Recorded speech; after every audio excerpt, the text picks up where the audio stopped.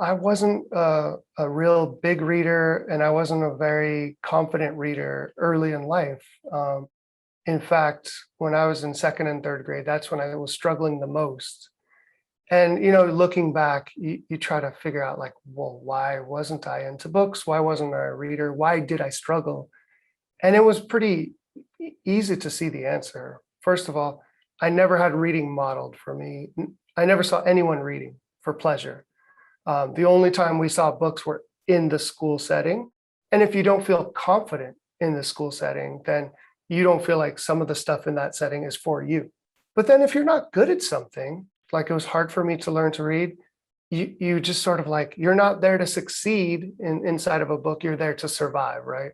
And I think that's such a common thing among reluctant readers. So yeah, it took me a little bit longer to learn how to read and be a confident reader. But I will also say that by the time I was in fourth or fifth grade, I became a pretty good reader. The problem is I was still carrying with me this idea that I wasn't intelligent. And I think I was just kind of passing along. And I don't think me or many of the kids I went to school with were truly seen by the system. So, I was allowed to think of myself as unintelligent on into high school, and no one was really there to tell me different. So it wasn't until I got to college that I became somebody who was confident intellectually.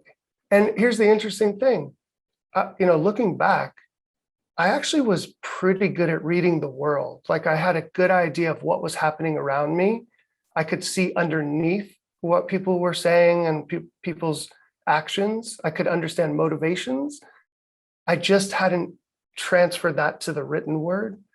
And I think once I learned that there was a link between what novels do and what I was doing naturally, it was like, oh, there's a place for this. This is where people do that. They talk about what they're seeing and that maybe other people aren't noticing.